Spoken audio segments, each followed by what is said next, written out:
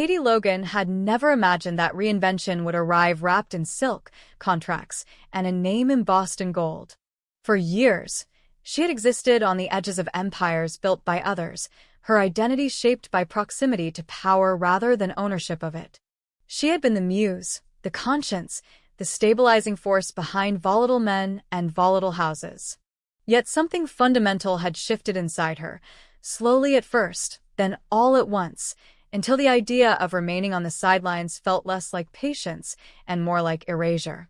When Bill offered her the foundation for a fashion house of her own, it was not a romantic gesture or an attempt at reconciliation.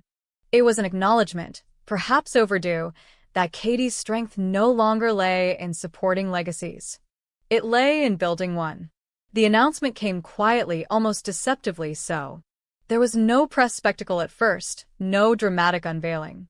Just a series of deliberate steps, contracts signed with care, spaces secured with intention, and a name chosen after long nights of reflection. Whether it would be called Logan Designs or Spencer Elegance was not merely a branding question, it was a philosophical one.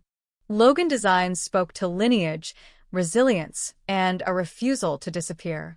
Spencer Elegance carried the weight of power, resources, and unapologetic ambition. Katie understood that whichever name she chose would send a message, not just to the fashion world, but to the families whose histories were already entwined with hers. What surprised even her was how natural the transition felt. Fear existed, certainly, but it was no longer paralyzing. After everything she had endured, the public betrayals, the private humiliations, the endless expectation that she remain reasonable while others burned down rooms, risk felt familiar. Stagnation, by contrast, felt intolerable. This new house would not be a vanity project or a revenge play. It would be a statement of autonomy, proof that Katie Logan could stand at the center of a creative vision without apologizing for the space she occupied. The fashion industry, however, does not exist in a vacuum. Every new house is born into an ecosystem of alliances, resentments, and unspoken rules. Forrester Creations had long functioned as the gravitational center of that ecosystem, drawing talent into its orbit and punishing those who dared to drift too far away. Ridge's leadership style, charismatic but uncompromising, had left many feeling inspired and diminished in equal measure. Under his reign, creativity thrived, but only when it aligned with his vision. For those who felt overlooked, undervalued, or quietly pushed aside, Katie's emergence represented something rare, an alternative. Katie did not approach this recklessly. She understood that talent poaching could ignite a war she might not yet be prepared to fight. Yet she also knew that loyalty in the fashion world was rarely absolute. It was earned through respect, opportunity, and the promise of being seen. She began reaching out carefully, not with grand promises, but with honest conversations. She listened more than she spoke. She asked designers what they wanted to build, not what they were willing to sacrifice. For some, the appeal was immediate. For others, the pull was complicated by history, by affection for Eric, by gratitude for doors Forrester had once opened. Eric's presence loomed large over every conversation. He was more than a founder. He was a moral anchor for many who had built their careers under his guidance. Katie was acutely aware that any move perceived as a betrayal of Eric would fracture relationships beyond repair.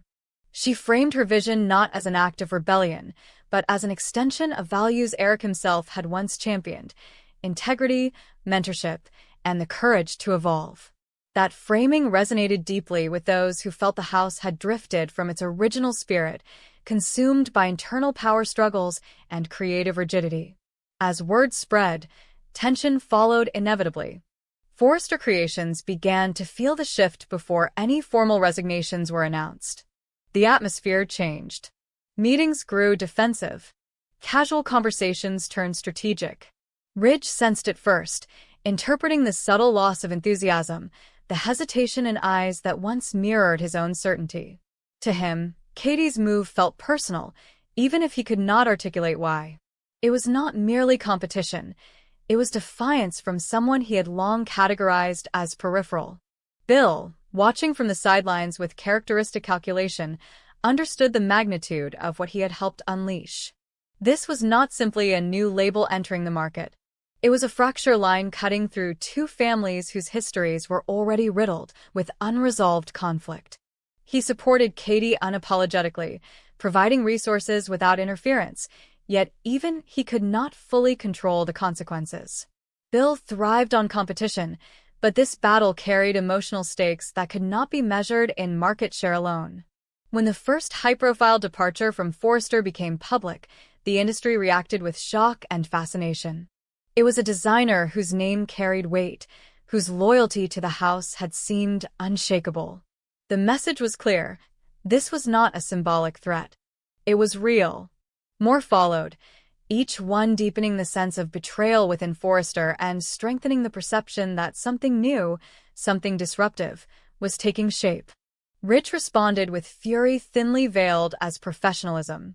Publicly, he dismissed the departures as opportunistic, insisting that Forrester's legacy was larger than any individual. Privately, the sense of loss gnawed at him. He questioned his leadership, even as his pride refused to acknowledge fault. To admit that people were leaving because they felt unseen would be to admit vulnerability, and vulnerability was a language Ridge had never learned to speak fluently. The families fractured along predictable but painful lines. Some saw Katie's move as long overdue, a reclamation of power by a woman who had spent years accommodating others. Others viewed it as a betrayal, an unnecessary escalation that threatened stability for everyone involved. The Logan Spencer divide widened, pulling in relationships that had once survived worse storms. Every dinner became a negotiation. Every conversation carried the risk of becoming a referendum on loyalty. Katie bore the weight of these fractures with quiet resolve. She did not deny the damage being done, but she refused to accept responsibility for everyone else's discomfort. Growth, she believed, was rarely painless. She reminded herself constantly that she was not stealing talent, she was offering choice. Those who came to her did so with open eyes, fully aware of the consequences. That awareness did not absolve her of guilt, but it gave her clarity. As Logan Designs, or Spencer Elegance, depending on which name ultimately graced the facade, prepared for its debut, anticipation reached a fever pitch. The first collection was scrutinized relentlessly, every sketch dissected for signs of imitation or rebellion. Katie insisted on originality, rejecting anything that felt like a response to Forrester rather than an expression of her own vision. This house would not exist in opposition. It would exist in assertion. The night of the launch arrived with an intensity that felt almost unreal. The venue was elegant without being ostentatious, a deliberate contrast to the grandeur Forrester favored. The designs told a story of strength and restraint, of femininity without fragility, of elegance rooted in confidence rather than excess. The response was electric. Critics praised the coherence of the vision, the courage of its simplicity. Investors took notice. The fashion world, ever hungry for a new narrative, leaned in.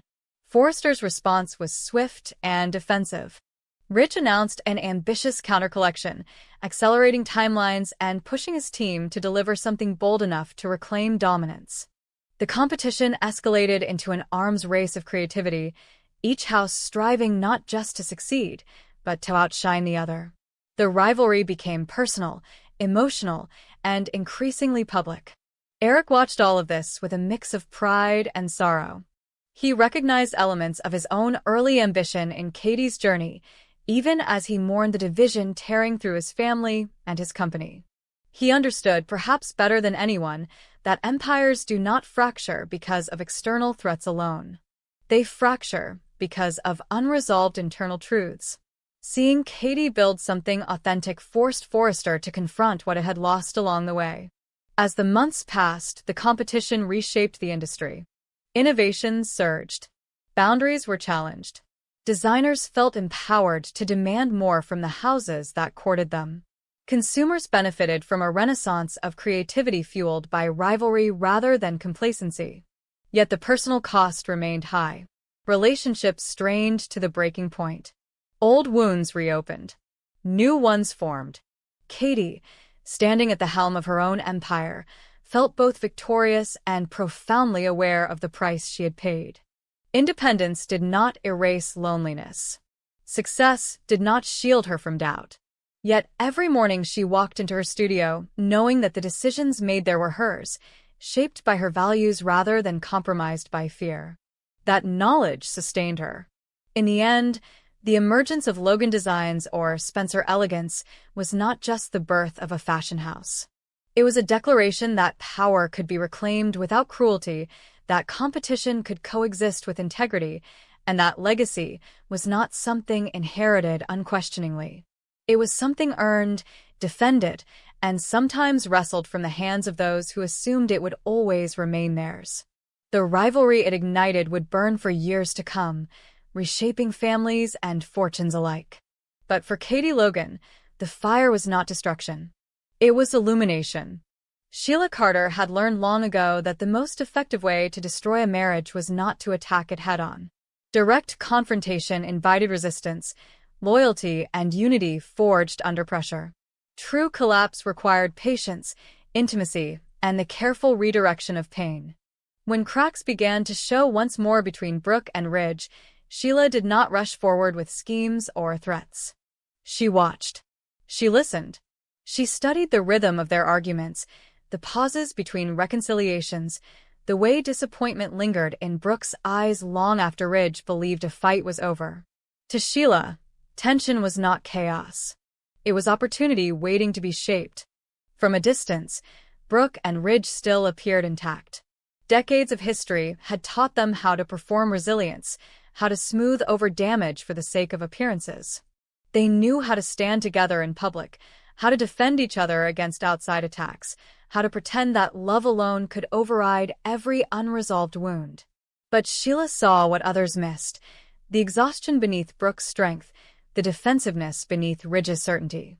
Their marriage was no longer breaking because of one explosive betrayal. It was eroding under the weight of accumulated compromises, resentments recycled too many times to retain their original urgency. That kind of marriage did not need an enemy. It needed a mirror.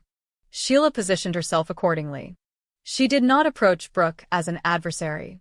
She approached her as refuge. She waited for moments when Brooke felt isolated, when Ridge chose distance over dialogue, when familiar arguments ended not with resolution but with silence. Sheila understood that Brooke's greatest vulnerability was not her need for validation, but her belief that she was always expected to be the stronger one, the more forgiving one, the one who absorbed blame to preserve peace. That expectation had shaped Brooke's identity for years, leaving her quietly resentful even as she defended the very relationships that exhausted her. The first conversation between them was accidental only in appearance. Sheila framed it as coincidence, a shared space, a fleeting moment of mutual recognition. She did not bring up Ridge. She did not bring up the marriage. She spoke instead of fatigue, of the toll taken by years of being misunderstood. She spoke of what it felt like to be judged by the worst moments of one's past while being denied the possibility of growth. Sheila knew Brooke would recognize that feeling instantly. Empathy, even when coming from the wrong person, still feels like relief. Brooke resisted at first, instinctively wary of Sheila's history. But resistance weakens when it is never challenged. Sheila did not defend herself aggressively or ask for forgiveness. She simply listened. She allowed Brooke to speak without interruption, without correction, without reframing. In a life crowded with people eager to explain Brooke's own emotions back to her, that silence felt revolutionary. Trust does not require belief. It requires relief. Sheila offered that in abundance. Over time, the conversations deepened. Sheila became a familiar presence, not constant, not intrusive, but reliably available. She positioned herself as someone who understood the unique pressures of loving a Forrester, of existing in the gravitational pull of that family's expectations. Slowly, carefully, she began to redirect Brooke's frustrations, never inventing new grievances, but subtly reassigning responsibility for old ones. When Brooke spoke of feeling dismissed, Sheila did not blame Ridge outright. She wondered aloud whether Steffi's influence had hardened him, whether Taylor's constant proximity reinforced old patterns Brooke had spent years trying to escape. The brilliance of the tactic lay in its plausibility. Sheila did not need to lie. The dynamics she referenced were real, visible, and long-standing. Brooke had felt judged by Taylor before. She had felt undermined by Steffi's loyalty to her parents. Sheila simply gave those feelings a narrative structure, suggesting that Brooke's pain was not the result of marital failure, but of external sabotage. In doing so, she preserved Brooke's self-image while redirecting her anger outward. Ridge, meanwhile, sensed Brooke pulling away emotionally, but misinterpreted the cause. He attributed the distance to stress, to old habits resurfacing, to the natural cycles of a long marriage. He responded with frustration rather than curiosity, reinforcing the very isolation Brooke was beginning to articulate. Each missed opportunity for connection became further proof, in Sheila's carefully curated framing, that Brooke was alone in her efforts. As Brooke's trust in Sheila grew, so did her willingness to reconsider the narrative she had always accepted. Sheila never told Brooke that her marriage was doomed. She suggested instead that Brooke had been carrying disproportionate responsibility for keeping it alive. She asked questions designed not to provoke action, but reflection. What would Brooke's life look like without constantly proving her worth? What would peace feel like if it were not contingent on Ridge's approval? These questions lingered long after the conversations ended, quietly destabilizing Brooke's certainty. Sheila's ultimate goal extended beyond the marriage itself. She understood that destroying Brooke and Ridge would send shockwaves through the Forrester family, destabilizing alliances, reigniting old conflicts, and reopening emotional wounds long thought healed. Chaos, in this context, was not an end but a means. A fractured Forrester family would be distracted, divided, and vulnerable. That vulnerability created space for Sheila to maneuver elsewhere, particularly in the life of Deacon. Deacon represented unfinished business. Sheila had never accepted her exclusion from his life as final. She viewed it as an interruption, a consequence of circumstances rather than choice. If Brooke and Ridge collapsed, the moral hierarchy that kept Sheila at a distance would weaken. Deacon's loyalties, already strained by guilt and unresolved attachment, would once again be tested. Sheila believed that in the aftermath of chaos, people revert to familiarity, even when that familiarity is dangerous. As Brooke's perspective shifted, her interactions with Ridge grew sharper, more confrontational. She stopped absorbing blame reflexively. She challenged assumptions she once let slide. Ridge, unprepared for this change, responded defensively, interpreting Brooke's assertiveness as hostility rather than self-preservation. Their arguments intensified, no longer circling the same familiar patterns, but cutting closer to the core of their incompatibilities. Each fight ended with less reassurance, less certainty that reconciliation was inevitable. Steffi and Taylor, sensing the deterioration, intervened in ways that only worsened the situation. Their attempts to protect Ridge came across as intrusion to Brooke, confirming the very narrative Sheila had been nurturing. Brooke began to see their involvement not as concern, but as interference, as a refusal to respect the boundaries of her marriage. The more they insisted on their good intentions, the more Brooke felt dismissed. Sheila observed these developments with quiet satisfaction. She did not push for separation or ultimatums. She allowed Brooke to reach her own conclusions, confident that the emotional groundwork had been laid. The marriage no longer felt like a shared project. It felt like a battlefield where Brooke was constantly outnumbered. The breaking point came not with infidelity or betrayal, but with exhaustion. Brooke realized, with devastating clarity, that she was tired of fighting to be understood. The realization was not explosive. It was quiet, heavy, and irreversible. Sheila did not celebrate this moment. She treated it with solemn validation, reinforcing Brooke's sense that choosing herself was not selfish, but necessary. When the separation finally occurred, it reverberated exactly as Sheila had anticipated. The Forrester family fractured along old fault lines. Accusations flew. Loyalties hardened. Rich retreated into anger and confusion, unable to reconcile his love for Brooke with the collapse of a marriage he believed was resilient enough to survive anything. Steffi and Taylor closed ranks, interpreting Brooke's departure as confirmation of long-held suspicions. Eric mourned not just the marriage, but the family unity it had once symbolized. In the aftermath, Sheila moved carefully. She did not insert herself triumphantly into Deacon's life. She allowed the chaos to do its work first. Deacon, shaken by the implosion of familiar structures, found himself questioning his own certainties. The moral clarity that once justified distancing himself from Sheila blurred under the weight of emotional fatigue. Sheila reappeared not as a threat, but as constancy, as someone who had predicted the outcome and understood its cost. Whether Sheila ultimately reclaimed a place in Deacon's life remained uncertain. What was certain was that she had once again proven her most dangerous truth. She did not need to force destruction. She only needed to understand where people were already breaking and offer them a story that made their pain feel justified. Brooke emerged changed, stripped of illusions, but not of strength. Ridge faced a reckoning he had long avoided, forced to confront the possibility that love without adaptation becomes entitlement. The Forrester family reeled, their power shaken not by external enemies, but by internal fractures. And Sheila, standing just outside the center of it all, watched the chaos unfold with the calm of someone who knew that the most devastating storms begin as whispers. In the end, the tragedy was not simply that a marriage ended.